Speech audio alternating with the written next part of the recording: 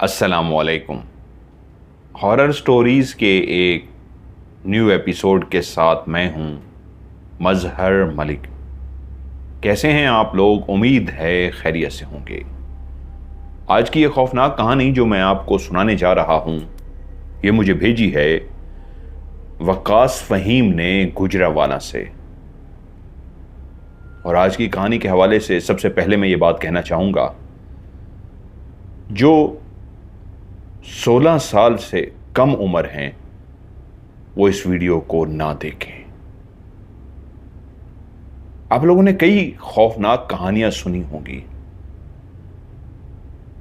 और कई दफ़ा ऐसा होता है जब आप कहानी सुन रहे होते हैं और मैं मंजर कशी कर रहा होता हूं तो आपको महसूस होता है सब कुछ आपकी आंखों के सामने हो रहा है। लेकिन जब कुछ लोग कब्रिस्तान के मंजर को सोचते हैं और उस लम्हे उनको महसूस होता है वो भी रात के उस खूब अंधेरे के अंदर कब्रिस्तान के अंदर मौजूद हैं, तो हो सकता है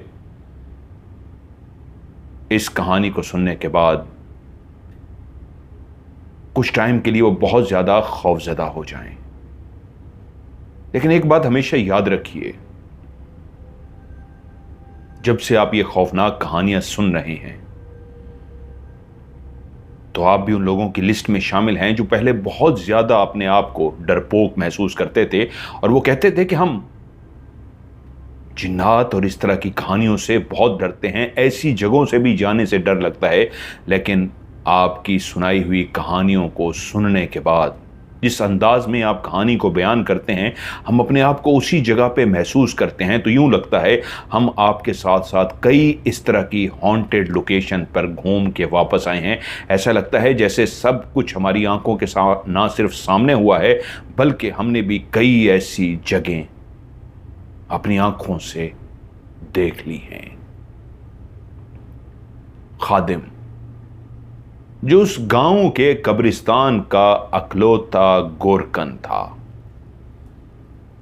उसने जिस घर में आंख खोली थी कब्रिस्तान के साथ ही बना हुआ वो एक छोटा सा कच्चा सा घर था। जिस रात खादिम पैदा हुआ था उसी रात ही खादिम की मां उसे जन्म देते ही इस दुनिया से चली गई थी। खादिम का बाप जो ना सिर्फ एक गरीब इंसान था बल्कि हमदर्द लोगों की मदद करने वाला, शायद उसका बाप भी इसी कब्रिस्तान में गोरकन था और उसके बाद वो जब जवान हुआ वो गोरकन बन गया। अब उसके यहां एक बेटा पैदा हुआ था जिसका नाम उसने खादिम रखा था। अब वो भी बड़ा होकर यकीनन गोरकन बनता। खादिम का बाप और मां नॉर्मल शक्ल सूरत के इंसान थे, ना बहुत ज्यादा हसीन और जमील ना ही बहुत ज्यादा बदसूरत। लेकिन यह बच्चा जब इस दुनिया में पैदा हुआ तो बाप देखकर हैरान रह गया कि ये किसकी शक्ल पे गया है। इसके चेहरे के नक्श बहुत ही भदे थे, नाक बहुत बड़ा, आंखें अजीब सी छोटी छोटी आंखें, बड़ा सा मुंह, बड़े बड़े कान। उस चेहरे को देख के कोई भी कह सकता था अजीब ही शक्ल है इसकी। बाप जहां हमदर्द था, लोगों की मदद करता था, अब बीवी के मरने के बाद उसने शादी नहीं की, अपने बेटे खादिम को ही पाला। बड़े बड़े नाक वाला, अजीब से भदे शक्ल वाला। जब बड़ा हुआ तो जवानी में ही चीचक के दाग बढ़ गए। गालों पे जब चीचक के दाग बन गए तो चेहरा और भी बदनुमा हो गया। अजीब सी आंखें, बड़ा सा सुराखों वाला नाक, ऐसे लगता नाक इतना बड़ा बड़ा और इतने बड़े बड़े नाक में सुराख हैं, और चीचक के दाग, काले भदे से बड़े बड़े होंठ। अब बाप भी मर चुका था। उसका गुजर बसर उसी कब्रिस्तान में जब कोई मैयत को दफनाने के लिए आता, अपने प्यारे को जमीन के हवाले करने के लिए आता, तो खादिम को उसको उजरत दी जाती और उस उजरत के बदले वो कब्र खोदता उस कब्रिस्तान में और लोग अपने प्यारे को उस कब्रिस्तान में दफना देते। लालटेन का वो वक्त जब बिजली नहीं आई थी, गांव के अंदर लोग घरों में लालटेन और दिया इस्तेमाल करते थे। लोग खुदा तरसी करके कभी खाने को, कभी कपड़े, कभी वैसे ही पैसे उसको दे देते थे, क्योंकि उस वक्त मौत का सिलसिला ऐसा नहीं था कि आए रोज कोई ना कोई फौत होके कब्रिस्तान पहुंच जाए। लोगों की खुराकें खालिस होती थीं, मिलना मिलाना होता था, मोबाइल नहीं होता था कि लोग इकट्ठे बैठे हैं एक ही घर, एक ही कमरे के अंदर, लेकिन कोई एक दूसरे से बात नहीं कर रहा, हर कोई अपना अपना मोबाइल देख रहा है। नहीं, वो बैठकर बातें करते थे, खुशगपियां करते थे, दुख सुख बांटते थे। हर बंदे की ना सिर्फ खुशी में शामिल होते, दुखों को भी अपना दुख समझते। अगर किसी के घर में कोई दुख का, मातम का समा होता तो आप अपनी खुशियों को रोक देते, आगे कर देते कि नहीं, ये शादी हम नहीं कर सकते, किसी के यहां फौतगी हो गई है, तारीख बदल देते। इतना एक दूसरे का ख्याल रखा जाता। वहीं लोग खादिम का भी ख्याल करते। मां पैदा होते ही मर गई, बाप जब तक जिंदा रहा उसकी परवरिश करता रहा। बाप क्योंकि एक नेक हमदर्द इंसान था, लोग बहुत कुछ खाने पीने को दे देते। अब बाप भी जब इस दुनिया से चला गया तो खादिम ही लोगों को उसी तरह भाग भाग के काम करके देता, उनके काम आता जैसे बाप करता था। गांव के लोग शक्ल सूरत को नहीं देखते थे, लेकिन खादिम की बदकिस्मती कह लीजिए कि वो जवानी की उस दहलीज पे पहुंच चुका था कि अगर आज मां जिंदा होती तो उसके बारे में सोचती कि मेरा बेटा जवान हो गया है, अपने बेटे के लिए बहू ब्याह कर ले आऊं। कब्रिस्तान के बिल्कुल दीवार के साथ जुड़ा हुआ वो घर, जो 2 कमरों पर कच्चा सा मकान था, वहां उसकी बहू होती। ऊपर से उसे गोरकन के अलावा काम भी तो कोई नहीं आता था। बाप से उसने सिर्फ यही सीखा था, इसलिए गांव के लोग उसकी मदद कर दिया करते। ना ही अब उसके पास पैसे कुछ ज्यादा थे, लोगों के टुकड़ों पे वो पलता था। कभी कभी खाने को दे देते, कभी पैसे दे देते। कोई मुर्दा आ जाता तो दफनाने के बदले उसे जो रकम मिलती उससे वो अपने घर में खुद खाना पकाता। उसका बाप भी यही करता था। उसकी मां के मरने के बाद उसका बाप खुद खाना पकाता। लेकिन अब उसे बहुत ज्यादा महसूस होता, काश कोई लड़की उससे भी प्यार करती। लेकिन वो जानता था कोई लड़की उससे कैसे प्यार करेगी, वो तो इतनी भदी सूरत का मालिक है। कभी कभी ऊपर वाले की तरफ देख के इस अंदाज में उसकी आंखों से आंसू निकल आते। क्या है पैदा करने वाले, ना ही तूने दौलत दी, ना ही तूने शोहरत दी, ना ही तूने इज्जत दी, ना ही तूने पैसा दिया, कुछ भी नहीं दिया, एक शक्ल ही तो अता कर देता। तूने शक्ल भी इतनी भदी बना दी कि कोई मुझे मुंह लगाने को तैयार नहीं है, तो मुझे इंसान ही क्यों बनाया, कोई हैवान ही बना देता। हैवान से तो बदतर हूं मैं, कोई मुंह तक नहीं लगाता। मेरे भी अरमान हैं, मेरे भी ख्वाब हैं। काश मेरी शादी होती, मेरी दुल्हन मेरे घर आती, मैं उसका घूंघट उठाता। ऐसे ही ख्वाब देखते वो रोज सो जाता।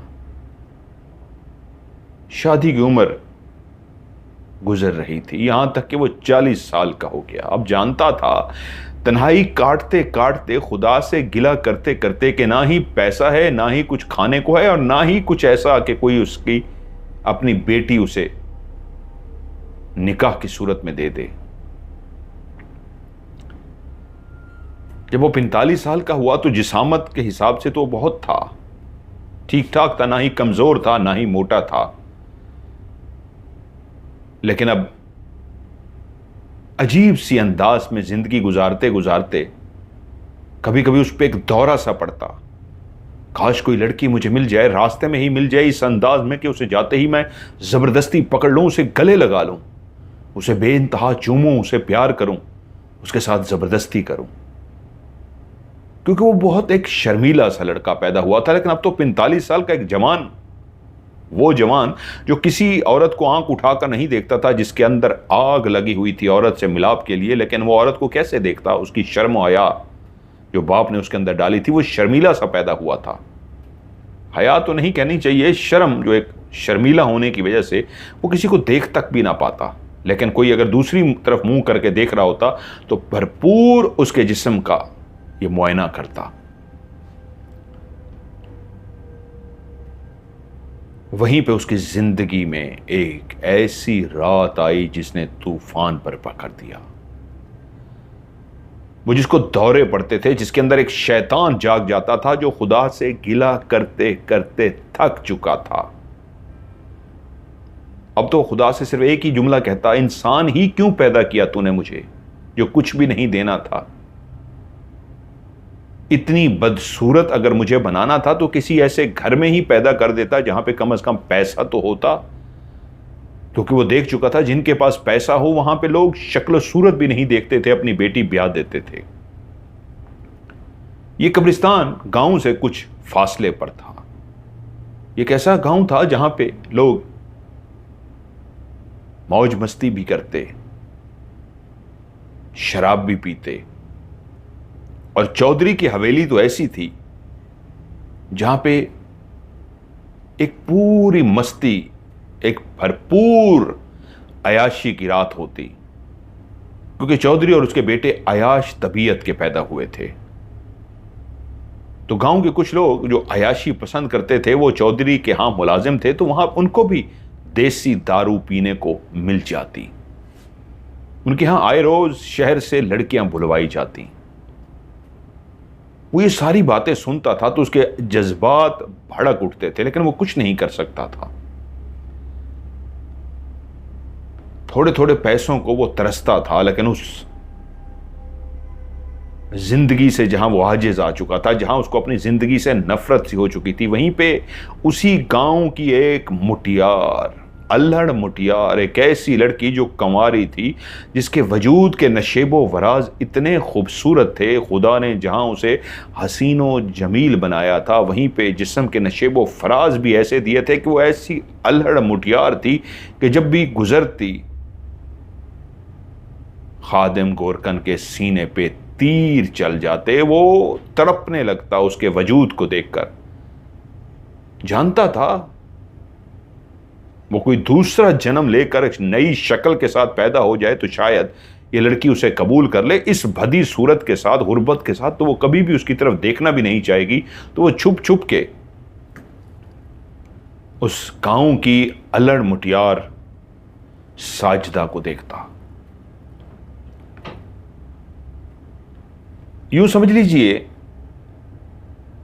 जहां उसको यकीन हो चुका था कि कभी भी मेरी शादी नहीं होगी, मैं ऐसे ही कुंवारा मर जाऊंगा, तो सपने तो देख सकता हूं, ख्वाब तो देख सकता हूं। तो साजिदा को उसने अपने ख्वाबों की शहजादी बना लिया था। वो जब भी रात को सोता तो साजिदा उसके ख्वाबों में आ जाती और वो साजिदा के साथ ढेर सारी बातें करता, घूमता फिरता। उस गांव के खेतों के अंदर दरख्तों की छांव के नीचे वो जाकर दोनों बैठ जाते, बातें करते। लेकिन जब कभी साजिदा उसके सामने आ जाती तो वो जल्दी से अपना चेहरा नीचे कर लेता।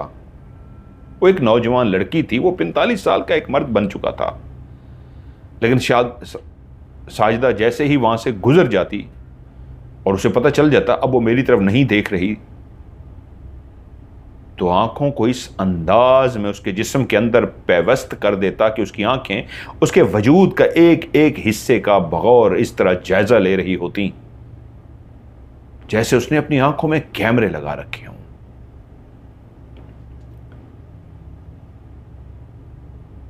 और फिर एक दिन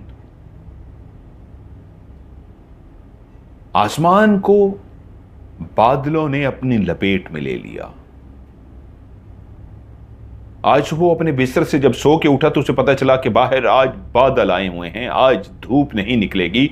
और उसके बाद रिमझिम शुरू हो गई। आसमान जब काले स्याह बादलों से घिर जाता है, दिन की रोशनी मानिंद पड़ जाती है, गुप अंधेरा सा छा जाता है, वहीं पे बादलों की गड़गड़ाहट किसी के लिए खुशी का रोमांटिक मौसम का समा बांध देती है और किसी के लिए उदासी बन जाती है। उसके लिए भी एक उदास दिन था। आज फिर से बारिश होगी, जल थल हो जाएगा। वो तो वैसे ही अपनी जिंदगी से आवाजार हो चुका था। वहीं पे दिन को उसे खबर मिली कि उसकी ख्वाबों की शहजादी, उसकी ख्वाबों की मलका साजिदा मर गई है। वो तड़प उठा, क्या हुआ साजिदा को?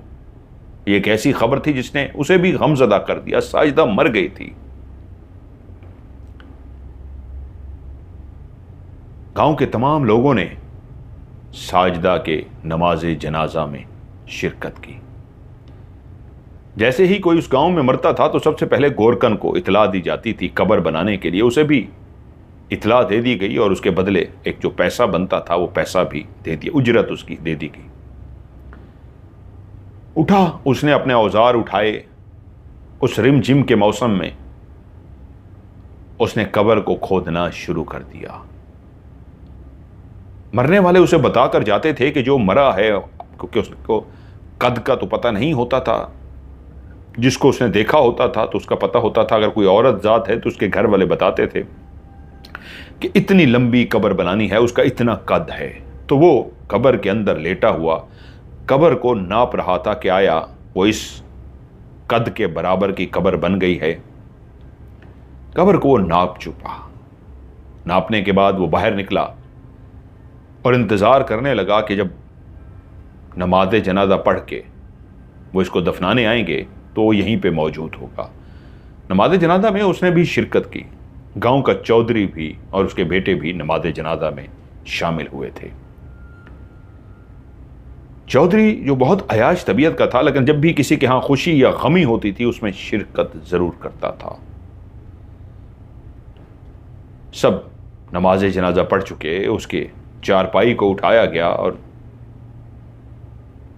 हद भी उनके साथ चलता हुआ कब्रिस्तान जो बिल्कुल पास ही था पहुंच गया। कफन में लिपटी उसकी ख्वाबों की मलका साजिदा को लहद में उतार दिया गया। जब उसे जमीन के हवाले कर दिया गया तो उसके बाद वो मरहला था कब्र को ऊपर से पहले बंद करना, फिर उसके बाद मट्टी डालना। चौधरी ऐसे कामों में बड़ा बढ़ चढ़ के हिस्सा लेता था और उसके बेटे भी। तो उस लम्हे जब उसको उसके लवाहिकीन ने, जो उसके माँ बाप और बहन भाई, बाप भाई कज़न जो भी थे, उन्होंने जब उसे कब्र में लिटा दिया और वो बाहर निकले, अब मरला था उसके ऊपर ईंटें रखने का। तो उस वक्त गांव का चौधरी नीचे उतरा। उसने कहा हटो, मैं भी ईंटें रखूंगा। अक्सर वो ऐसा काम कर देता था।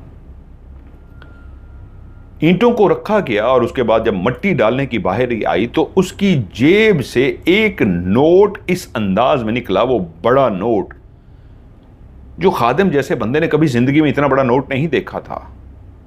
वो नोट उसकी जेब से इस अंदाज में निकला कि वो ईंटें रख के बंद कर चुके थे। वो कफन पहनी हुई लाश नीचे चली गई थी, उसके ऊपर ईंटें आ गई थी। अब मट्टी डालने का सिलसिला था। बिल्कुल जिस तरफ उसका मुंह था उसी तरफ वो नोट गिर गया था।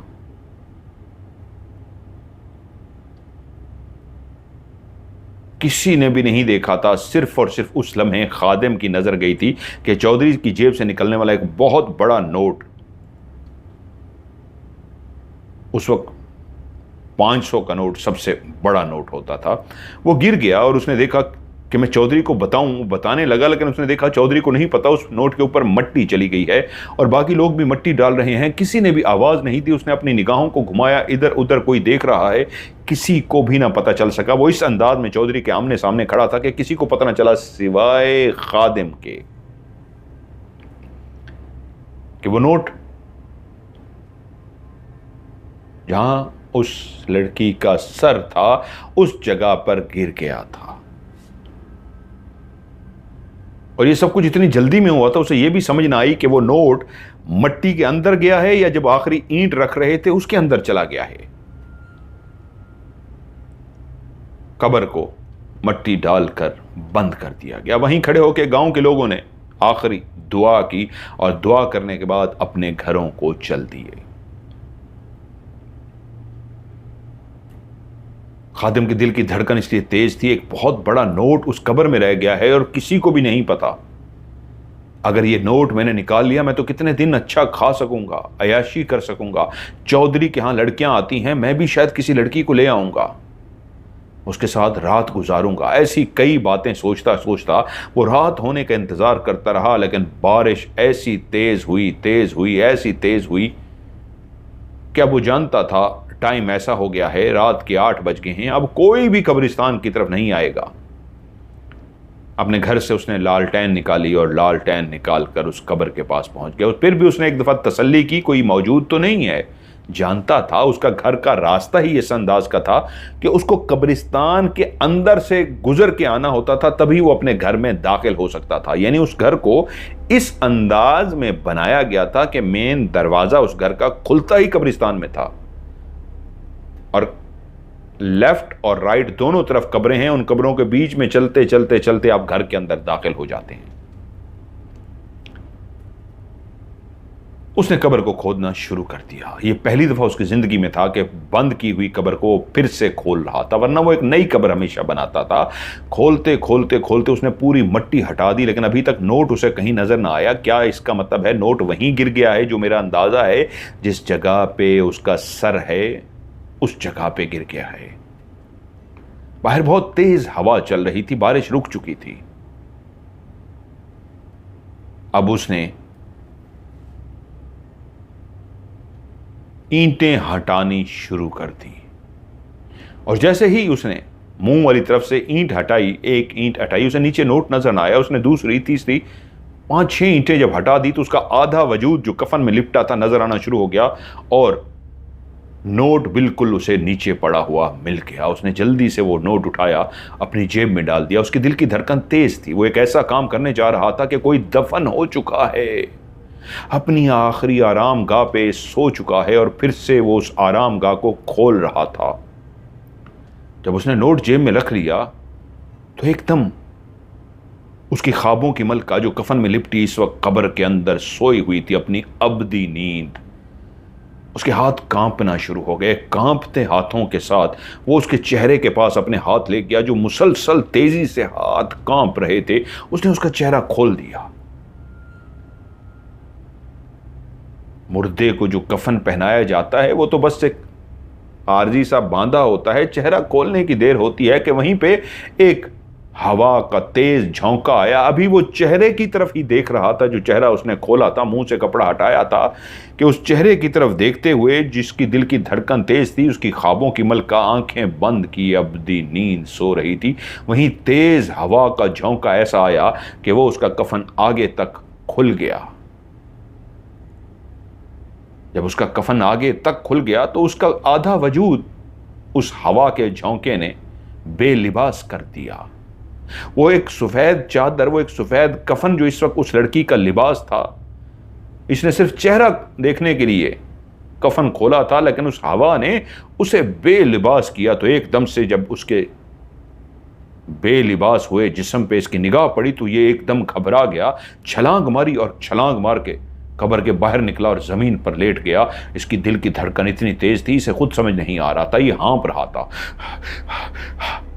घबराया हुआ, डरा हुआ, सहमा हुआ कि ये मैंने क्या किया है। और ऊपर से उसके दिल की धड़कन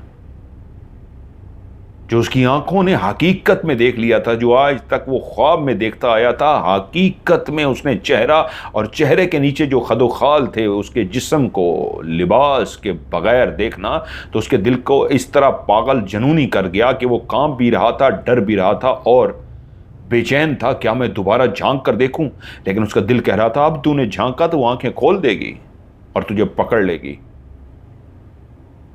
अब दिल की धड़कन कुछ बेहतर हुई तो उसने कहा कैसे पकड़ेगी, वो तो मर चुकी है, जानता हूं ये सब, मरने के बाद भी कोई आज तक जागा है। वहीं लेटे लेटे उसने अपनी गर्दन को घुमा के फिर अंदर की तरफ देखा। अभी तक वो चादर जो उसके सीने से हट चुकी थी वो हटी हुई थी। एकदम से उसके दिमाग में वही शैतानी ख्याल जो हमेशा सोचता था, जो जिंदगी से आवाजार हो चुका था, जिंदगी से नफरत करने लगा था, एकदम से कभी कभी उस पर जनून का एक दौरा पड़ता था। उसी लम्हे उस पर एक दौरा सा पड़ा। खादिम सोचता क्या है, वो देख, वो तेरी मुंतजिर है, इसे उठा और इसे उठा के अपने कमरे में ले जा। अपनी ख्वाबों की शहजादी के साथ जितने भी तेरे दिल की हसरतें थीं वो सारी हसरतें मिटा दे। तू जानता है इस शक्ल के साथ, इस गुर्बत के साथ कोई भी तुझे मुंह नहीं लगाएगा, हाँ, लेकिन ये वजूद अब तेरा है। तेरी शहजादी, तेरी ख्वाबों की मलका तेरे पास आ गई है। तू अब इसके वजूद से अपनी जिस्मानी ख्वाहिश को पूरा कर सकता है। फिर से वो कब्र के अंदर उतरा और उसने कफन में उस लिपटी साजिदा को उठाकर अपने कंधे पे रखा। उसे उठाकर चलता हुआ सीधा वो अपने घर गया और उसे अपनी उस सोने वाली चारपाई पर रखकर वापस आया और कब्र को फिर से उसी तरह बंद कर दिया जैसे आज सुबह उस कब्र को बंद कर दिया गया था। पूरी कब्र को बनाने के बाद उसी का काम ही था कब्र बनाना। कोई जान भी नहीं सकता था कि ये कब्र दोबारा खुली गई थी। वैसे भी तो बारिश हुई थी। अब वो धड़कते दिल के साथ लालटेन उठाए जब अपने घर में दाखिल हुआ तो कोई उसका मुंतजिर था। हाँ, उसकी सांस की डोरी टूट गई थी, उसके वजूद से रूह निकल गई थी। वो बात नहीं कर सकती थी, वो आंखें नहीं खोल सकती थी, लेकिन उसका वजूद जो चादर में लिपटा उसका मुंतजिर था। उसने जाते ही उसकी चादर वजूद से हटा दी। वो चादर नहीं, उसका कफन था। कफन हटते ही एक मुर्दा वजूद उसका मुंतजिर था। वो उससे बोला, साजिदा, मैं कब से तुम्हारा मुंतजिर था। मैं जीते जी तो तुम्हें इस तरह नहीं देख सका, लेकिन इस वक्त जैसे मैं तुम्हें सर से लेके पांव तक तुम्हारे वजूद को देख रहा हूं। तुम कितना खूबसूरत थी हो, तुम तो अभी भी खूबसूरत हो। शायद हकीकत में हमें ऐसे ही मिलना था, हमारा मिलाप ऐसे ही होना था। तुम्हें दुल्हन बन के मेरी बिस्तर पर ऐसे ही आना था। और उसके बाद उस पे शैतान गालिब आ गया। वो उस मुर्दा वजूद की बेहुरमती करने लगा। वो अपने दिमाग, उस शैतानी दिमाग जो उस वक्त, उस लम्हे उस पे इस अंदाज में एक हमला कर चुका था शैतान कि उसे अपने ऊपर कंट्रोल ना रहा और उसे वो अपनी बीवी की तरह समझकर उसके साथ जिस्मानी खेल खेलता रहा। उसके साथ उसने कई दफ़ा जिस्मानी खेल खेला। एक दफ़ा खेलने के बाद थोड़ी देर के बाद फिर उठा, फिर से उसने उसके साथ जिस्मानी खेल खेला। थोड़ी देर के बाद फिर उठा, तीसरी दफ़ा उसने उसके साथ जिस्मानी खेल खेला। वो जुनूनी हो चुका था, जानता था सुबह होने तक कोई भी इस कब्रिस्तान का रुख नहीं करेगा। सुबह होने से पहले उसने उसके वजूद को दोबारा कफन पहनाया और दूसरे कमरे में उसे छुपा दिया इस अंदाज में कि वैसे तो पहले कोई आता ही कभी कोई उसके पास नहीं था। अगर कोई भूले बसरे से गलती से कभी कोई आ ही जाता तो पीछे वाले कमरे में तो कभी कोई नहीं गया था। आवाज़ें देते थे बाहर खड़े होके, वो बाहर निकल कर चला जाता और उससे बात करके चले जाते थे। कभी शादो नादर ही ऐसा हुआ था कि उसके पहले वाले कमरे में कोई आकर बैठा हो, पीछे तो कभी किसी ने देखा ही नहीं था। अगले दिन प्यारे साजिदा की कब्र पे फातिहा पढ़ने आए। फातिहा पढ़कर चढ़े गए। वो वहाँ मौजूद रहा देखने के लिए कि किसी को कुछ महसूस तो नहीं होता। किसी को कुछ भी शक नहीं पड़ा। कोई महसूस नहीं कर सका कि ये कब्र खाली है, इसके अंदर लेटी हुई साजिदा इस वक्त खादिम के कमरे में लेटी है। और फिर रात आ गई। उसका खुशी का कोई ठिकाना नहीं था। एक तो उसके पास पैसा आ गया था और ऊपर से उस शहर की लड़कियों का जो उसने सोचा था, चौधरी जिस तरह बुलाता है, मैं इस पैसे से मैं भी लड़कियां बुलाऊंगा, अब वो उस लज्जत को भूल गया था। उसके पास ये जो लज्जत आई थी जिसके उसे डर नहीं था, कोई घबराहट नहीं थी कि वो लड़की एक दफ़ा आती और चली जाती, ये तो हर रात उसके पास मौजूद थी और उसने कुछ उससे किसी पैसे का भी मुतालबा नहीं किया था। दूसरी रात भी वो उसके साथ वही सब कुछ दोहराता रहा जो वो सोचता था, काश मेरी भी बीवी हो और मैं उसके साथ ये कर सकूं। 3 रातें वो साजिदा के मुर्दा वजूद के साथ मुसलसल खेलता रहा, अपनी जिस्मानी ख्वाहिश को पूरा करता रहा। चौथा दिन जब वो सुबह सो के उठा तो उसके वजूद गलने सड़ने की वजह से कमरे के अंदर बू फैलना शुरू हो गई थी। चौथे दिन उसका वजूद जलना, गलना, सड़ना, वैसे तो तीसरे दिन से उसकी बदबू शुरू हो गई थी लेकिन इतनी ज़्यादा नहीं थी। चौथे दिन इतनी ज़्यादा हो गई कि उसे लगा कि अब इस वजूद को अगर इसी तरह रखा रहा मैंने तो फिर कोई आया मुझे बुलाने भी तो इस स्मेल की वजह से उसको शक ना पड़ जाए, उसने उसी रात फैसला किया, दोबारा से कब्र को खोदा और साजिदा का वो वजूद जो गलने सड़ने की वजह से बेइंतहा बदबू छोड़ रहा था, उस वजूद को उसी तरह कफन में लिपटाकर वापस अपनी कब्र में सुला दिया। कई दिन तक उन 3 रातों का उस पर नशा सवार रहा। जिंदगी का एक ऐसा मजा, एक ऐसा लुत्फ, एक ऐसी तस्कीन उसने पाई थी जो उससे पहले वो सोच भी नहीं सकता था। कई रातें वो उन्हीं लम्हों को याद कर कर के खुश होता रहा, लेकिन ठीक 1.5 महीने बाद उसे लगा कि नहीं, अब मैं उस लज्जत के बगैर जिंदा नहीं रह सकूंगा, मुझे कुछ बंदोबस्त करना पड़ेगा। जिस लज्जत को उसने चख लिया था, अब वो पागल हो चुका था। तभी बैठकर वो सोचना शुरू हो गया कि फिर मुझे क्या करना चाहिए। और उसके शैतानी जहन में एक प्लानिंग आई। रात को अपने घर से उठा, बाहर बारिश हो रही थी, आसमान पे बिजली चमक रही थी, बादल गरज रहे थे, कभी कभी बारिश हो जाती, बारिश रुक जाती। जानता था गांव के लोग अपने अपने घरों में गहरी नींद सो रहे होंगे। उसने अपने चेहरे को छुपा लिया एक चादर से। हाथ में उसने एक छुरी पकड़ी। वो एक तेज धार चाकू नुमा छुरी थी, नोकदार, हाथ में पकड़े नंगे पांव चलता हुआ वो गांव की तरफ रवाना हो गया। जब वो अपने घर से निकला तो निकलते ही कब्रिस्तान में दाखिल हो गया, क्योंकि मेन दरवाजा कब्रिस्तान के अंदर से ही था। लेफ्ट राइट कब्रें थीं। कोई और होता रात के उस पहर 12 बजे वो खौफ से शायद बेहोश हो जाता, लेकिन वो तो एक गोरकन था, उसका काम ही कब्रों के अंदर रहना था, उसे किसी से डर ना लगा। वो चलता चलता गांव पहुंच गया। शायद गांव के कुत्ते भी उस बारिश की वजह से कहीं पे दबक कर बैठे हुए थे। वो एक घर पहले ही मुंतखब कर चुका था। जानता था जिस घर की तरफ मैं जा रहा हूं उस घर में 3 लोग सिर्फ रहते हैं, रुकैया, उसकी मां और उसका बाप। वो सीधा उस घर की दीवार पे चढ़ा। जैसे ही उस दीवार पे वो चढ़ गया तो उसने ऊपर का जायजा लिया तो उसे महसूस हुआ कि सब गहरी नींद सो रहे हैं।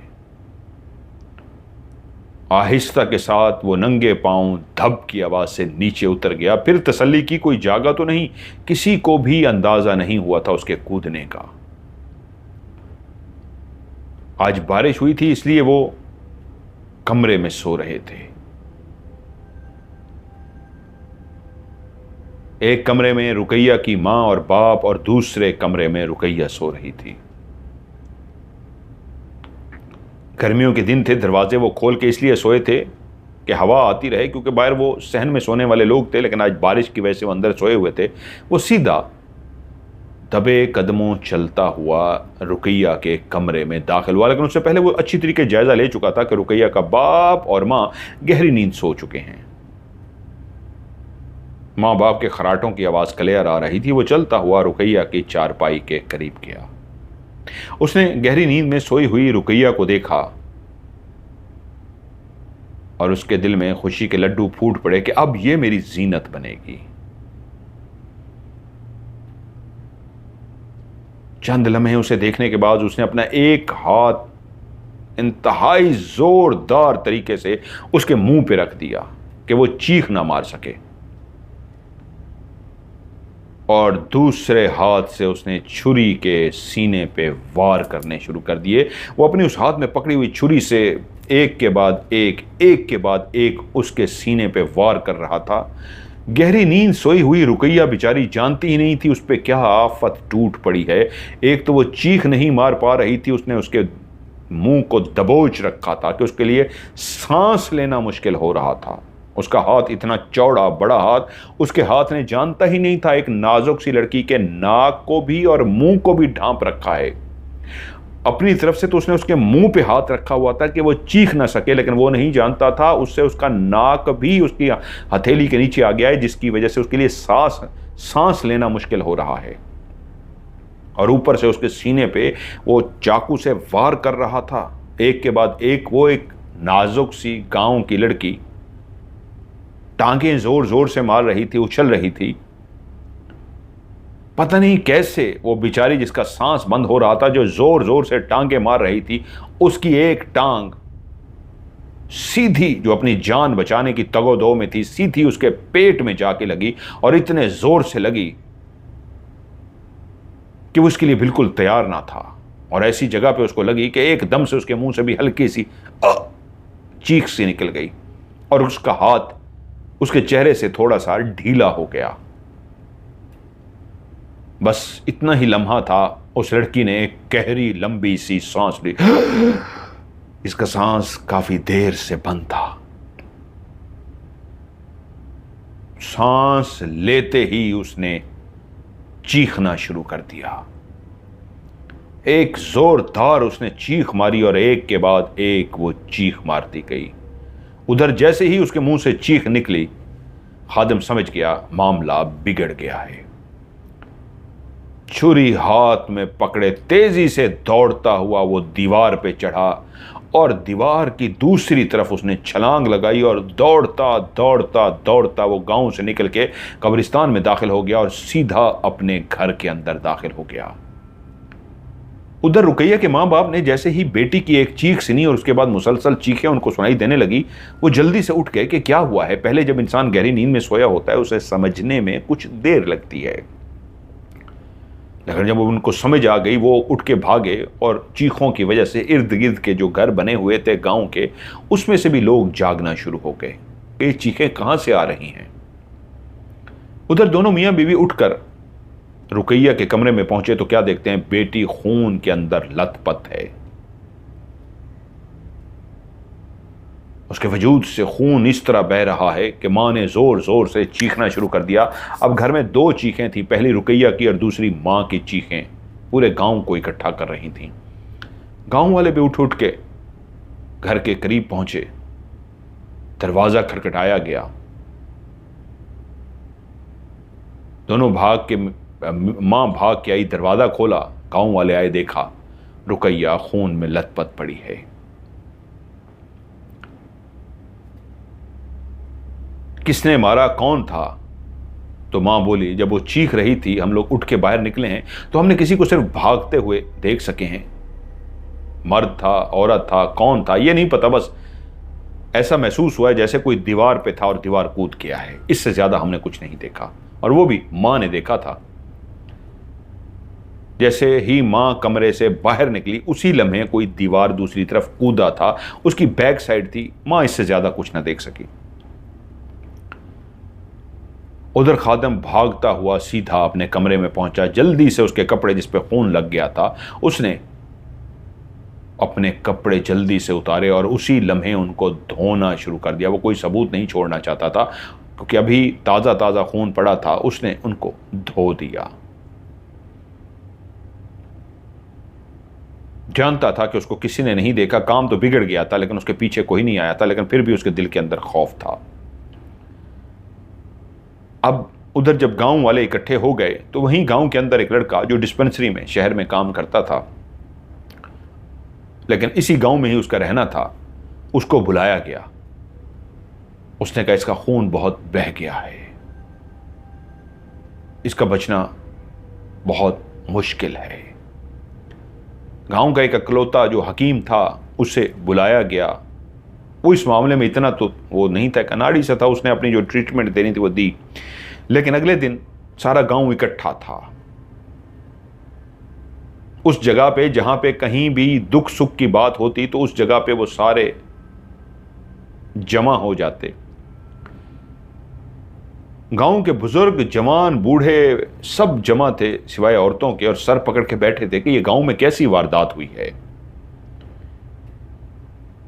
किसी ने रात के अंधेरे में नौजवान लड़की को आकर छुरियों के वार करके मारने की कोशिश की है।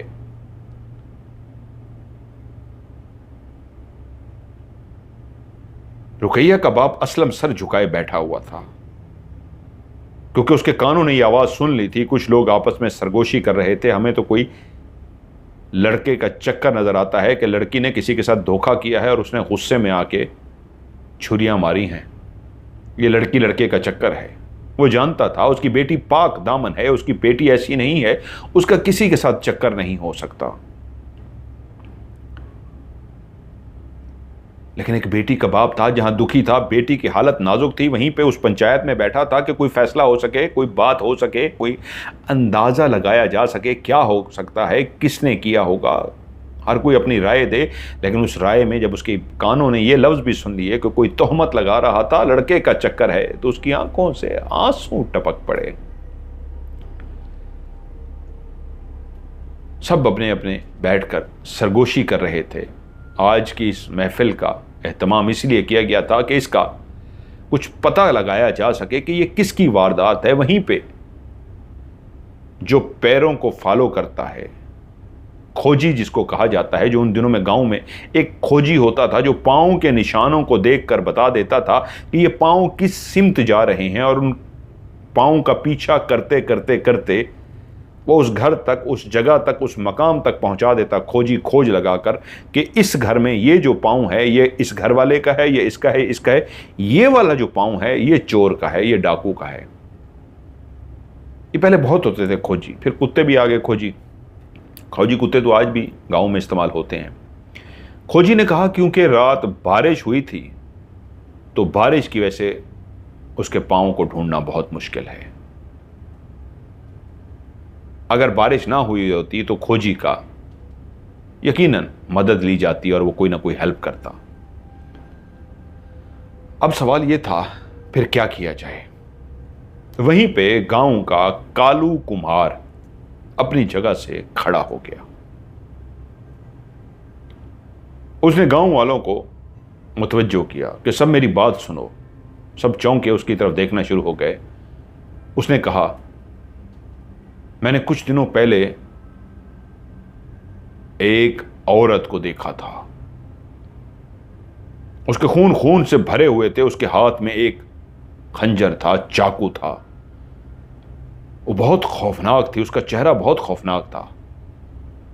मैं जैसे ही गुजरने लगा हूं मैंने उसे जाते हुए देखा है। उसकी पीठ मेरी तरफ थी, लेकिन मैंने देखा है वो मुड़ने लगी है, तो मैं एक दरख्त के पीछे छुप गया हूं और मैंने छुप के उसे देखा है तो उसका कपड़े खून से भरे हुए थे, उसका चेहरा बहुत खौफनाक था। वो तो कोई चुड़ैल टाइप लग रही थी, उसके हाथ में चाकू था। मैं तो सहम गया। मैंने उसे फिर देखा, वो दरख्तों वाली साइड की तरफ जा रही थी, जिस तरफ कब्रिस्तान भी है, क्योंकि उनके कब्रिस्तान के अंदर दरख्त बहुत ज्यादा थे। तो गांव का एक बुजुर्ग बोला, ओए कालू कुमार, बैठ जा तू। गांव वाले पहले ही बहुत परेशान हैं, उल्टी सीधी बातें करके उनको और परेशान ना कर। कालू कुम्हार बैठ गया और वो बुजुर्ग बोला, ओ इसकी तो आदत यही है, इसको मौका चाहिए, कुछ भी हो इसने अपना जरूर लुच तुलनी होती है बीच में, और खाम खा की कोई कहानी क्रिएट कर लेता है कि मैंने ये देखा वो देखा। कहां से चुड़ैल आ गई? इसका काम ही ऐसे झूठ गढ़ना है। उस कुम्हार के बारे में मशहूर यही था कि वो हर मौके पे कोई ना कोई कहानी सुना देता है। खादिम जो उसी महफिल में बैठा सारा कुछ सुन रहा था, अपनी जगह से उठकर खड़ा हो गया और बोला, आप लोग कालू कुम्हार की बात को ऐसे झुठला नहीं सकते। ये सही कह रहा है। मैंने भी कुछ अर्सा पहले एक औरत को देखा है, भयानक खौफनाक सी औरत को कब्रिस्तान के अंदर देखा है। उसके हाथ में चाकू था, उसके खून लगा हुआ था चाकू पे, और उसके वजूद पे भी खून था, कपड़ों पे भी खून था। वो बहुत खौफनाक और भयानक थी। मैंने उसे जैसे ही देखा तो मैं डर गया, और उसके बाद मैं अपने कमरे से फिर बाहर नहीं निकला। उसको मैंने 2-3 दफा देखा है। अब वो कालू कुम्हार ने जो बात की थी, जब गोरकन ने भी वही बात की तो चौंक पड़े लोग। गोरकन की बात को तो सुना जा सकता था, वो तो झूठ नहीं बोलता था। तो एक बुजुर्ग ने पूछा, खादिम हुसैन तफसील से बताओ, उसके बारे में पूरा वाकया बताओ। ये क्या माजरा है जो कालू कुम्हार बोल रहा है, तुमने भी देखा है, तफसील से बताओ। वो बोला, मैं अपने कमरे में सो रहा था कि मुझे बाहर एक चीख की आवाज सुनाई दी। मैं गहरी नींद में था, लेकिन जैसे ही मुझे चीख की आवाज सुनाई दी तो मैं चौंक गया और मैं अपनी जगह से उठ गया कि ये कौन है जो चीखा है, और रात के इस पहर। इससे पहले मुझे कभी चीख सुनाई नहीं दी थी। कब्रें हैं, कब्रों के अंदर मुर्दे सो रहे हैं, वो कहां चीखते हैं। मैं समझा कि कोई चोर या कोई इस तरह का मामला ना हो। मैं उठ के दरवाजे के पास गया, दरवाजा खोला नहीं। दरवाजे की दरार में से, जहां से बाहर नजर आता है, मैंने झांक के देखा तो चांद की चांदनी में, चांद की उस नीली रोशनी में मैंने देखा एक औरत जिसके बाल इतने लंबे हैं कि वो जमीन को टच हो रहे हैं। उसके हाथ में एक छुरी है, उस पर खून लगा हुआ है और उसका चेहरा इंतहाई भयानक था। मैंने एक झलक देखी उसके चेहरे की, क्योंकि पहले जब मैंने उसके देखा तो वो मेरी तरफ पीठ करके खड़ी हुई थी, यानी हमारे घर की तरफ। मैं दरवाजे के पीछे खड़ा था तो वो दरवाजे की तरफ पीठ करके खड़ी थी। उसके लंबे बाल नीचे जमीन तक जा रहे थे, सिर्फ जमीन को टच नहीं हो रहे थे, जमीन पे लहराते हुए जा रहे थे, यानी इतनी लंबे थे कि जमीन पे भी पड़े हुए थे। और उसने इधर उधर देखा और एक दफा जब पीछे मुड़ के देखा तो उस लम्हे मैंने उसके चेहरे को देखा था, उसकी दोनों आंखें बाहर निकल कर लटक रही थी, यानी टूटी हुई नहीं थी। अंदर जैसे इंसान अपनी आंखों को बाहर निकाल दे, जो आंखें गोल गोल सी अंदर हैं, इनको बाहर निकाल के रख दे, तो उसकी ऐसे आंखें बाहर निकल के रखी हुई थी। उसके दांत इतने बड़े थे कि मुंह से बाहर निकल रहे थे, नीचे से भी 2 दांत ऊपर को निकले हुए थे, और ऊपर वाले 2 दांत भी वो इंसान की तरह दांत नहीं थे, नोकदार दांत थे। 4, 2 ऊपर से नीचे की तरफ जा रहे थे और नीचे से ऊपर की तरफ। उसकी नाक लंबी सी नाक थी। उसके मुंह से खून टपक रहा था। उसने किसी का ताजा ताजा शायद खून पिया था, तो उसके दांतों से भी खून और नीचे भी खून टपक रहा था, थोड़ी से भी खून टपक रहा था। सर का ऊपर वाला हिस्सा कुछ बालों के बगैर था, जैसे वो ऊपर से थोड़ी सी गंजी हो। और उसने जो वजूद पे लिबास पहन रखा था वो खून से इतना भर गया था कि उसका पूरा जिस्म नजर आ रहा था, और उसका लिबास काफी जगहों से फटा हुआ था। वो एक चुड़ैल टाइप औरत थी। उसके हाथों के नाखून बहुत बड़े बड़े थे, इतने लंबे नाखून मैंने जिंदगी में नहीं देखे। और उसके कान भी इंसान की तरह नहीं थे, इंसानों से बहुत लंबे कान थे। बस एक झलक ही मैंने उसकी देखी थी और मैं कांपना शुरू हो गया था। उसने मुझे कोई नुकसान नहीं पहुंचाया, वो मेरे घर के अंदर भी आ सकती थी, लेकिन वो क्योंकि बाहर रही इसलिए मैं अंदर दुबक कर बैठा रहा। मैंने कमरा नहीं खोला, वो चली गई। उसे मैंने 2-3 दफा देखा है। अब जब वो अपनी बात मुकम्मल कर चुका तो सारे अलर्ट हो गए कि इसका मतलब है अगर गोरकन खादिम भी ये बात कह रहा है, पहले कुम्हार ने भी, ये तो कुम्हार फिर से खड़ा हो गया और बोला, यही नक्शा मैंने भी देखा है उसका, बिल्कुल सही बताया है गोरकन ने, खादिम ने। मैंने भी, आप लोगों ने मेरी बात को सुना नहीं, कह दिया कि मैंने गलत कहा है। मैंने उसके चेहरे को गौर से देखा था। वो झूठ बोल रहा था। कहानी को और घड़ना शुरू हो गया। उसके बड़े बड़े दांत थे और उसका नक्शा एक खौफनाक बयान करना शुरू हो गया।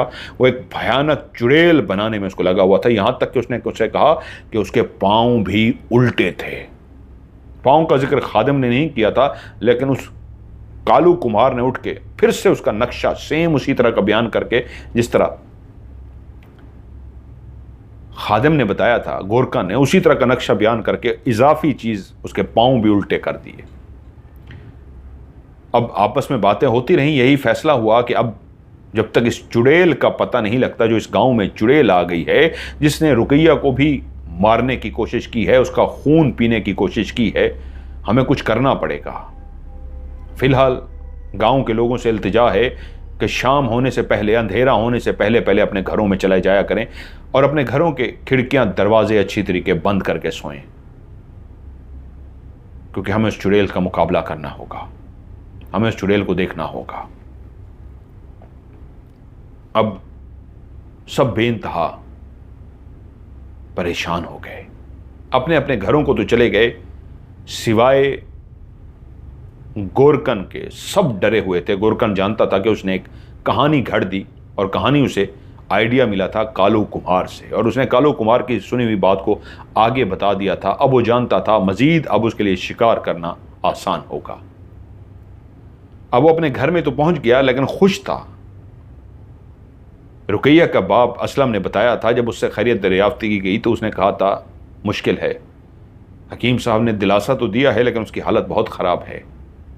और वो मुंतज़िर था। कालू कुम्हार जिसने कहानी घड़ी थी वो भी डर गया था।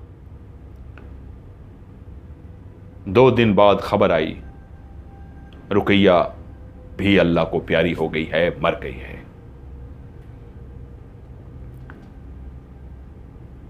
जब पता चला रुकैया भी अल्लाह को प्यारी हो गई है तो कोई और तो खुश नहीं था, पूरा गांव दुखी था। लेकिन गोरकन सबसे ज्यादा खुश था। उसका शिकार उसके पास आने वाला था। 1.5 महीने से ऊपर हो गया था, उसने शिकार नहीं खाया था, उसने अपनी जिस्मानी ख्वाहिश को मुकम्मल नहीं किया था। उसे कब्र खोदने के लिए कहा गया, उसे पैसे दे दिए गए और वो रुकैया के साइज की कब्र खोदने लगा। लेकिन एक बात को उसको अंदाजा हो चुका था कि अगर बारिश ना हुई होती तो उसके पांव के निशान से उसको पहचाना जा सकता है। अगली दफा मुझे जब भी जाना होगा तो पांव पे कपड़ा इस अंदाज में बांध के जाना होगा कि पांव का निशान ही ना बने। उधर नमाज़े जनाजा हो चुका। कफन में लिपटी उस रुकैया को कब्र के हवाले कर दिया गया।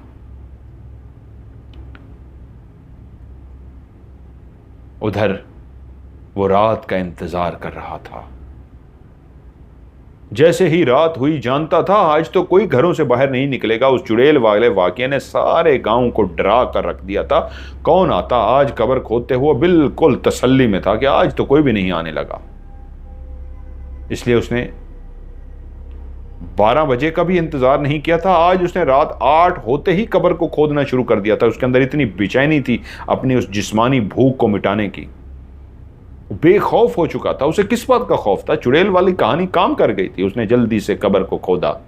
आज उसकी दिल की धड़कन तेज थी तो सिर्फ जिस्मानी ख्वाहिश को मिटाने के लिए, कोई डर खौफ उसमें नहीं था। उसने रुकैया को बाहर निकाला, अपने कमरे में ले गया और फिर उसके साथ उसी तरह 3 दिन शैतानी खेल खेलता रहा। और जब उसका वजूद भी गलने सड़ने लगा और पूरे घर में बदबू फैलने लगी तो उसने उसके जिस्म को उठाया, कफन में लपेटा और जाकर वापस कब्र के अंदर सुलाकर कब्र को फिर से बंद कर दिया। वो बहुत खुश था। अपने जिस्मानी ख्वाहिश को पूरा कर चुका था। जानता था अब अगला 1.5 महीना 2 महीना सुकून से गुजर जाएंगे। और ऐसा ही हुआ। गांव के अंदर उसी तरह खौफ सवार रहा उस चुड़ैल का, और वो इन बीती हुई 3 रातों को याद करके मस्ती और सरूर में रहा। जब 1.5-2 महीने होने वाले हो गए तो फिर से वो एक शिकार की तलाश के लिए प्लानिंग करने लगा कि अब किसको शिकार करूं, किसी ऐसे घर का इंतखाब करूं जहां पे कम लोग हों। वरना तो वो गांव की लड़कियों के नाम गिनवाते हुए अपनी उंगली पे बोल रहा था वो लड़की वो नहीं, क्योंकि उसके घर के अंदर लोग काफ़ी ज़्यादा थे। वो ऐसे घर को, खूबसूरत लड़कियों को तो वो चाहता था मारे और वही उसके पास आए। लेकिन मसला ये था कि अगर उनके घर में जाता और कोई जाग जाता तो वहाँ पे बंदे बहुत थे। तभी उसके घर में, उसके दिमाग में एक और नाम सबीहा का आया। सबीहा अपनी मां के साथ अकेली रहती थी। जैसे ही उसके दिमाग में वो नाम गूंजा तो एकदम से खुश हो गया। अरे ये तो सबसे आसान हदफ है, मैंने पहले इसके बारे में क्यों नहीं सोचा? शायद इसलिए वो इतनी खूबसूरत नहीं है, लेकिन है तो बहुत अच्छी। और तभी वो अपनी प्लानिंग करने लगा। उधर सबीहा अपनी मां के साथ जिंदगी गुजार रही थी। जब उसका बाप मरा था तो उसके पास काफी जमीन थी। घर के अंदर खुशहाली थी। एक ही उनकी औलाद थी, एक बेटी सबीहा। लेकिन बाप की अचानक मौत ने मां को जहां पे एकदम से हिला कर रख दिया, तो गांव वालों ने मशवरा दिया, बेटी छोटी है, आप दूसरी शादी कर लो। लेकिन सबीहा की मां ने कहा, नहीं, मुझे अपनी बेटी के लिए जीना है, मुझे और शादी नहीं करनी। सबीहा का बाप अपनी जिंदगी में इतना कुछ छोड़ गया था कि काफी अरसे तक वो दोनों मां बेटी सुकून से रह सकती थी। सबीहा की मां ने उसकी परवरिश शुरू की। एक ही बेटी होने की वजह से वो लाडली बेटी की हर ख्वाहिश को पूरा कर देती। वो जो मुंह से निकालती वो उसकी हर ख्वाहिश को पूरा करती। और देखते ही देखते बेटी जवान हो गई। सबीहा की मां चौधरी के घर जाती, काम काज करती, और वहां से उसको इतना पैसा मिल जाता कि दोनों मां बेटी सुकून से जिंदगी गुजार रही थी कि एक दिन बेटी ने मां से एक और फरमाइश कर दी। जानती थी मां ने आज तक कभी इनकार नहीं किया, मां इस ख्वाहिश पे भी इनकार नहीं करेगी, लेकिन मां सुनते ही सख्ते में आ गई। सबीहा कह रही थी, मां, मैंने आज तक तुझसे जो मांगा है तूने इनकार नहीं किया, मुझे उम्मीद है तू आज भी इनकार नहीं करेगी। मां बोली, बेटी बोल। तो वो बोली, मां, मुझे रियाज से शादी करनी है। मैं रियाज को प्यार करती हूं और वो भी मुझसे शदीद प्यार करता है। मैं उससे शादी करना चाहती हूं। मां ने जैसे ही रियाज के बारे में सुना, एकदम से वो गुस्से में आ गई। उसने अपनी बेटी के चेहरे पे एकदम से जज्बात पे कंट्रोल ना रखते हुए थप्पड़ रसीद कर दिया और कहा, ये क्या कह रही है तू उस आवारा के साथ? और मैंने तेरी हर ख्वाहिश को पूरा किया, जो तूने निकाला उसी लम्हे कर दिया, और तू किसी के साथ चक्कर में पड़ गई है, और अब तू मुझे बताएगी और उस आवारा लड़के के साथ? मां, वो आवारा नहीं है। अरे उसके बाप को देखा है, उसका शराबी बाप, जब भी देखो शराब पी के पड़ा रहता है, पूरा गांव उस पर थू थू करता है। हाँ ठीक है, रियाज उतना बुरा नहीं है, लेकिन है तो शराबी बाप की औलाद ना। मैं ये शादी किसी सूरत नहीं होने दूंगी। और सुन, मेरी बात सुन, तू आज के बाद उससे नहीं मिलेगी। खबरदार, जो तू उससे मिली तो मुझसे बुरा कोई नहीं होगा। मां ने उसके ऊपर सख्ती कर दी। लेकिन कुछ दिनों के बाद उसने मां से कहा, मां, तुझे मेरी शादी रियाज से करनी पड़ेगी। मां ने कहा, क्यों? कहा ना, उसका दोबारा नाम लिया तो तेरे लिए अच्छा नहीं होगी, तेरी शादी उससे कभी नहीं हो सकती। उसने कहा, मां, क्योंकि मेरे पेट में उसका बच्चा है, मैं उसके बेटे की मां बनने वाली हूं। अब तुझे मेरी उसके साथ शादी करनी ही करनी है।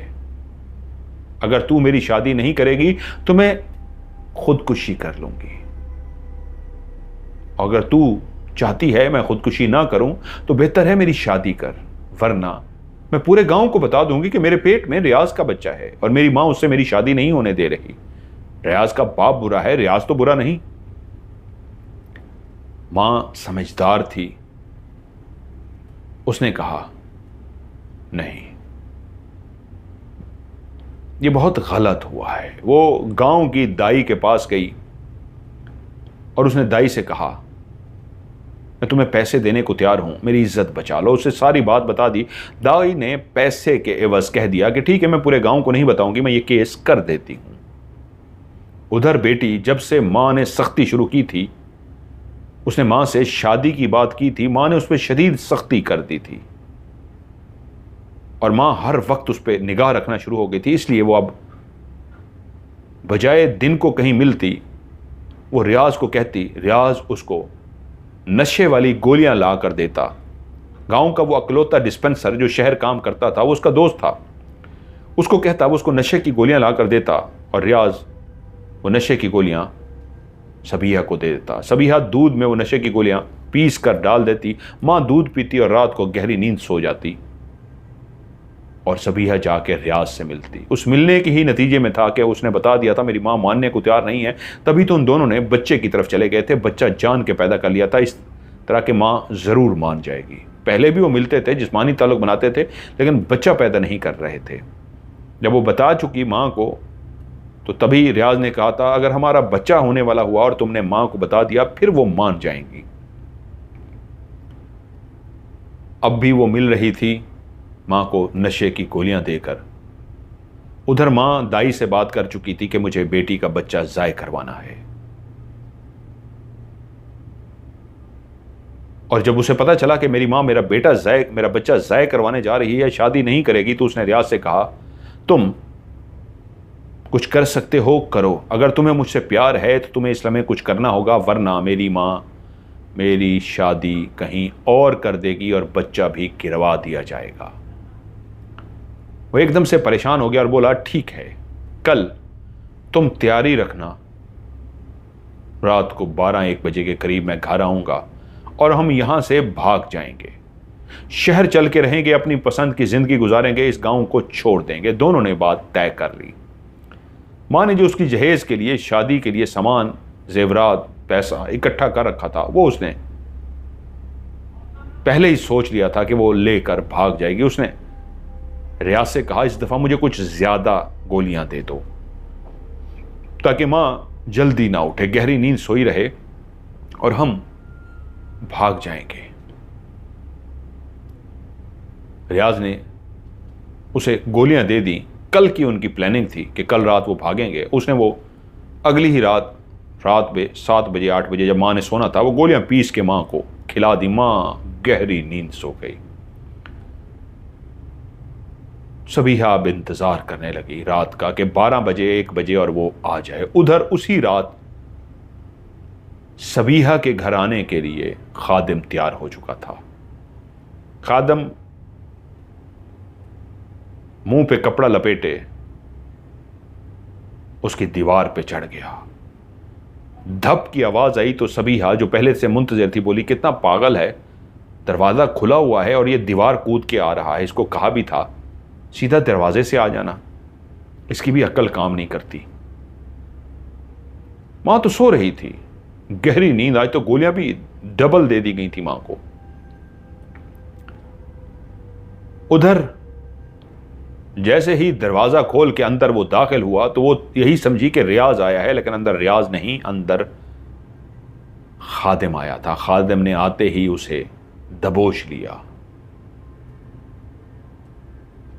वो एकदम से परेशान हो गई कि ये मेरे ऊपर क्या हुआ है। खादिम तो पहले ही फैसला कर चुका था, जब उसने रुकैया की लाश को निकाला था तो अभी तक उसके सीने से खून बह रहा था। उसने फैसला किया था कि अगली दफा सर पे या गर्दन पे वार करूंगा। उसने जाते ही गर्दन पे छुरी रखी और तेजी से उसकी गर्दन को काट डाला। जिसकी गर्दन पे छुरी चल रही थी, उसने उसके मुंह को रोका हुआ था। वो एक सेहतमंद सी लड़की थी। अपनी जान को छुड़वाते हुए जब उसने देखा कि चाकू अब गर्दन पे उसने रखा और वो चलाने लगा, तो उसने उसके हाथ पे जोर से काट लिया। लेकिन उसने हाथ को काटने ना दिया, छुड़वा लिया। वो काटने ही लगी थी, उसने देखा मेरे हाथ पे दांत मारने लगी है, तो उसने हाथ तो जोर से पीछे कर लिया, लेकिन उसी वक्त उसके मुंह से जोरदार चीख निकल गई। जैसे ही चीख निकली, उसी लम्हे ही अंदर कमरे के अंदर रियाज दाखिल हो गया। वो उसको लेने के लिए आया था। जैसे ही रियाज ने देखा कि उसके हाथ में चाकू है और कोई मुंह पे कपड़ा बांधे खड़ा हुआ है, वो उससे भिड़ गया। वो दोनों लड़ना शुरू हो गए। लड़ते लड़ते चाकू नीचे गिर गया। रियाज कोशिश में था कि मैं नीचे से चाकू उठाऊं और इस पे वार करूं, क्योंकि उसकी महबूबा को उसने मार दिया था। वो जख्मी हालत में नीचे पड़ी थी। वो चीखते चीखते नीचे गिर गई थी। उसकी चीखों से मां तो ना उठ सकी, वो बेहोश थी। गांव के बाकी लोग जाग गए और भागकर जब अंदर आए, देखा खादिम और रियाज लड़ रहे हैं। गांव वालों ने उनको पकड़कर बांध दिया। मां को उठाया गया तो पता चला वो ऐसी बेहोशी की हालत में है, उठ ही नहीं रही। जब बहुत ज्यादा उसे उठाने की कोशिश की गई, फिर भी उसे होश ना आया, तो वो सब परेशान हो गए। सुबह हुई, बड़ी मुश्किलों से सबीहा की मां को होश आया, लेकिन अभी तक वो नशे की सी हालत में थी। सबीहा मर चुकी थी और ये सब कुछ खादिम और रियाज के सामने हुआ था। सारी बातें उनके सामने हुई थी और अब वो फिर से जमा हो चुके थे फैसला करने के लिए कि ये लड़की फिर से मर चुकी है। क्या हुआ है, ये वाकया क्या है, किसने मारा है उसे। और वहीं जब सबीहा की मां होश में आई तो उसने कहा, रात दूध पीते हुए भी मुझे लग रहा था कि दूध कुछ कड़वा है, लेकिन बेटी से कहा भी था इसमें क्या है, लेकिन उसने कहा कुछ नहीं मां, पी जा। और उसे जब बताया गया कि तेरी बेटी मर चुकी है तो वो तो वैसे ही बेहोश हो गई। उधर लड़की मर चुकी थी। मां ने जब यह खबर सुनी कि उसकी बेटी मर चुकी है, मां को दिल का दौरा पड़ा, बेहोशी की हालत में वो मर गई। दाई जिससे सारी बात हुई थी, फिर वो भी ना चुप कर सकी। उसने भी कहा यह गलत हुआ है। उसके सीने में राज था, वो उगलना चाह रही थी, लेकिन वो मौके की तलाश में थी, कोई बात बने और मैं बताऊं। उधर वो लड़का जिसने गोलियां दी थीं वो पकड़ा गया। उसे जब मारा गया तो उसने बताया कि हां, मुझसे ही ये गोलियां लेता था और वो अपनी गलती से ही पकड़ा गया। वो एक दोस्त को बता बैठा कि यार ये तो मेरे ऊपर मुद्दा आ जाएगा, कल मैं इसको कह भी रहा था रियाज को, इतनी गोलियां क्या करनी है तू। वो ले गया और जब अगली रात कत्ल हो गया तो उस दोस्त ने बता दिया जी गोलियां तो उस लड़के से ली गई हैं। उस लड़के को पकड़ के मारा गया तो उसने बताया हाँ, मुझसे ये गोलियां लेके जाते रहे हैं। रियाज गोलियां लेके जाता था, ये अपनी होने वाली सास को खिलाता था। अच्छा, इसका मतलब है गांव वालों ने समझा कि रियाज ने ही अपनी सास को गोलियां खिलाई हैं, लेकिन इसने लड़की को मारा क्यों है। वहीं पे खादिम बोल पड़ा, अगर इजाजत हो तो मैं कुछ बोलूं। वो बंधा हुआ था। उन्होंने कहा हाँ खादिम, तुम्हारे से तो बात करनी ही है, तुम वहां पे क्या कर रहे थे। उसने कहा मैं इसलिए वहां पे गया था क्योंकि उससे पहले खादिम को पूरी कहानी का अंदाजा नहीं था। वो खुद परेशान था कि मैं कहानी क्या गढ़ूं। और जब मां भी मर गई, बेटी भी मर गई, तो उधर दाई ने भी बयान दे दिया।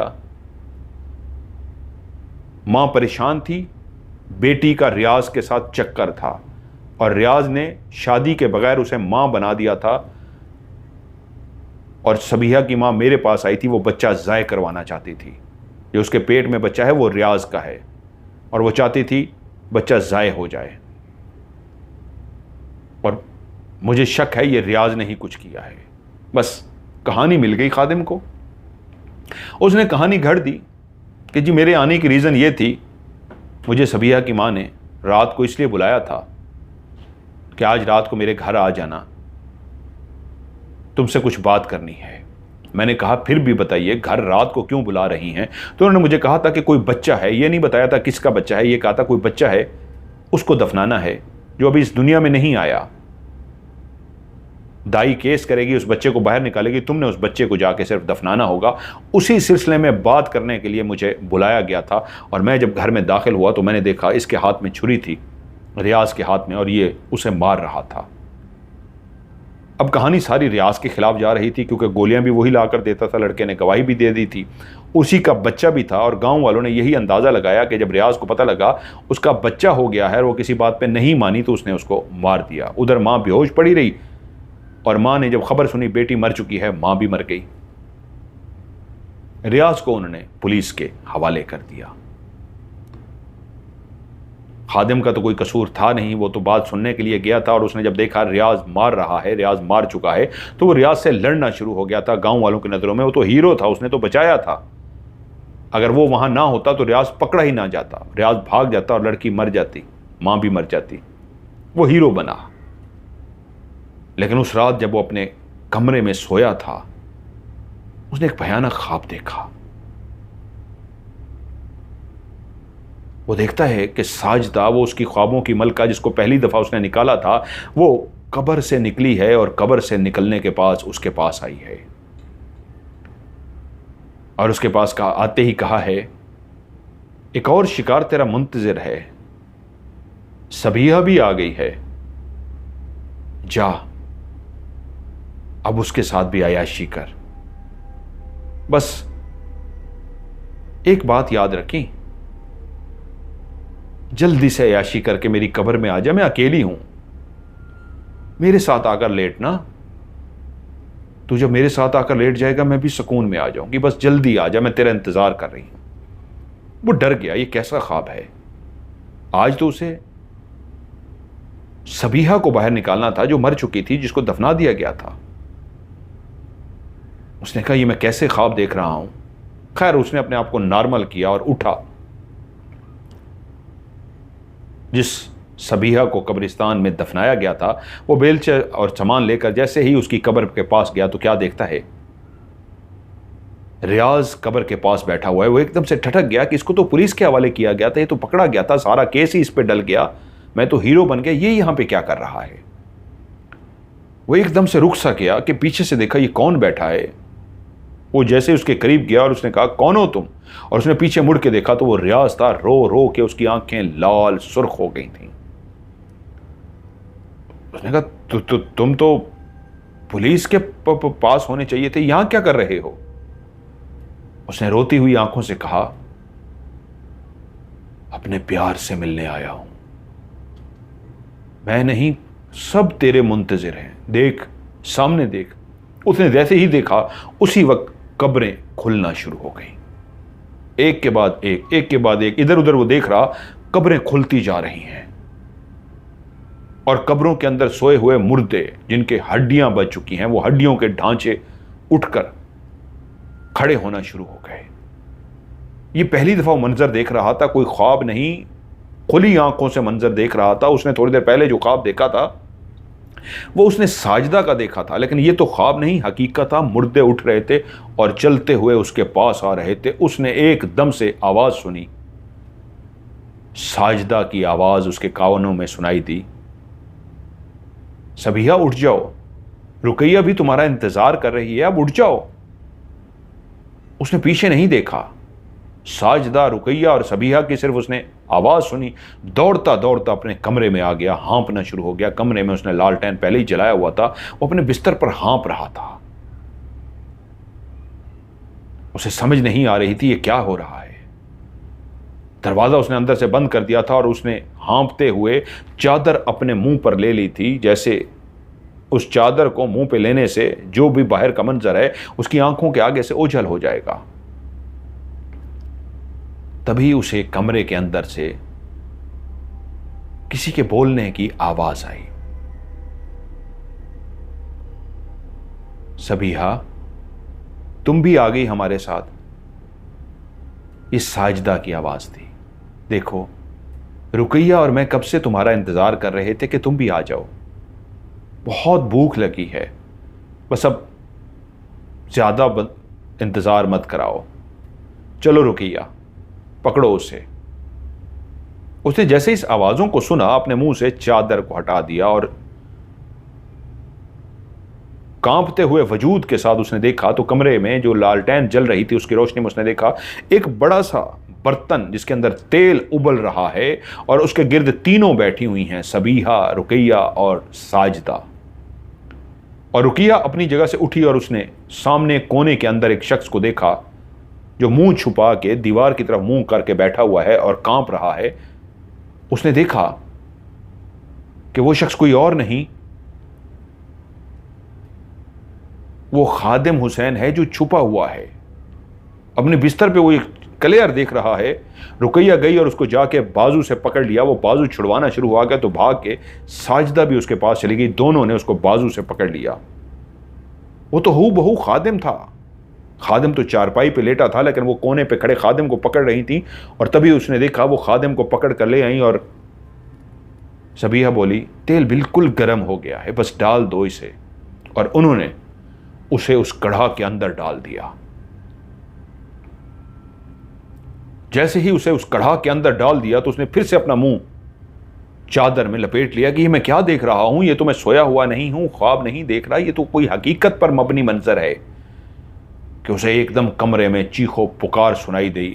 काफी देर वो लगा रहा कि मैं चादर ना हटाऊं, लेकिन आखिर उसे देखना पड़ा। उसने चादर हटाई। क्या देखता है, उसकी गर्दन कटी हुई लुढ़क रही है और उसकी गर्दन कभी इधर जा रही है। गर्दन से खून ही खून बह रहा है और वो तीनों बैठी उसके वजूद से गोश्त को नोच नोच के खा रही हैं। वो एकदम से घबरा गया, छलांग मार के अपने बिस्तर से उठ के खड़ा हुआ। उन तीनों ने उसकी तरफ ऐसे देखा जैसे पहले से ही मुंतजिर थे। भाग के वो दरवाजे के पास गया, उसने दरवाजा खोला और बाहर दौड़ना शुरू कर दिया। उन तीनों के कहके उसके सुनाई देने लगे। लेकिन आज पहली दफा था कि अपने घर के रास्ते से वो जैसे ही निकला था तो लेफ्ट राइट बनी हुई कब्रों से ढांचे उसके पैरों को पकड़ रहे थे। वो अपने पैरों को छुड़वाता हुआ, छलांगे मारता हुआ जा रहा था कि एकदम से किसी ढांचे ने उसके पैर को इतने जोर से पकड़ा कि सीधा मुंह के बल जा गिरा। अभी मुंह के बल गिरा ही था कि उसे साजिदा की आवाज सुनाई दी। मैंने कहा ना, मैं उदास हूं, तुम्हारे बगैर सोना बहुत मुश्किल है। क्या तुम चाहते हो तकलीफ में रहो? क्या तुम चाहते हो अजाब में रहो? अभी तो अजाब शुरू भी नहीं हुआ, अभी तो तकलीफ शुरू भी नहीं हुई। इससे ज्यादा खौफनाक अजाब आएगा, इससे ज्यादा खौफनाक तकलीफ होगी। जाओ सो जाओ, वो देखो तुम्हारे लिए बिस्तर तैयार कर दिया, जाओ। उसने मुड़ के देखा तो एक कब्र बिल्कुल ताजी बनी हुई थी। वो सीधा अपनी जगह से उठा और खुद ब खुद चलता हुआ उस कब्र के अंदर गया। और जैसे मुर्दे को कफन में लिटाया जाता है वैसे ही वो जाके जैसे लेटा, उसे लगा जैसे उसकी जिंदगी में सुकून आ गया हो। बिल्कुल खौफ खत्म, डर खत्म, बिल्कुल वो पुरसकून हो गया। उसने आंखें बंद कर ली और ऊपर से कोई मट्टी डालना शुरू हो गया। उसकी आंख खुली तो वो अपने बिस्तर पर लेटा हुआ था। अभी सुबह नहीं हुई थी, सुबह होने वाली थी। कि मैंने कोई ख्वाब देखा था, मेरा वहम था या क्या था कि उसी वक्त बाहर से दरवाजा नॉक हुआ। अभी तक वो डरा हुआ था, सहमा हुआ था। उसने डरे डरे वहां से पूछा, कौन है?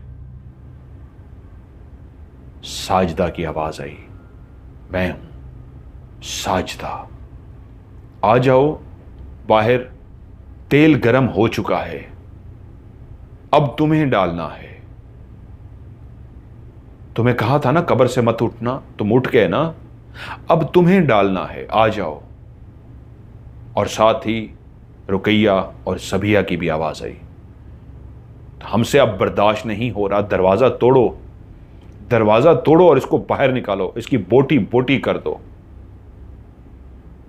और उसे ऐसी आवाज आई जैसे उन तीनों के हाथ में छुरियां पकड़ी हुई हों, और वो छुरियों को जैसे कोई ऐसे आवाज आपस में टकराता है, छिक छिक छिक छिक आवाज आती है, ऐसी छुरियों को तेज करने की आवाज आई।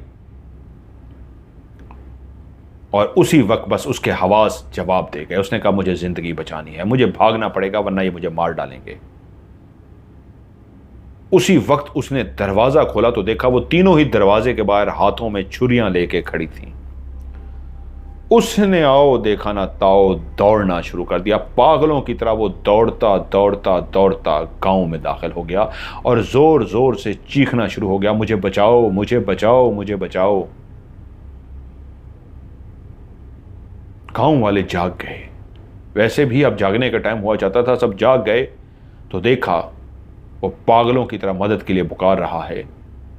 और अपने इर्द गिर्द देखता है तो कहता है, वो देखो वो सामने साजिदा खड़ी है, सबिया खड़ी है, और कभी कहे वो रुकैया खड़ी है। लोग देखें कोई भी नहीं है।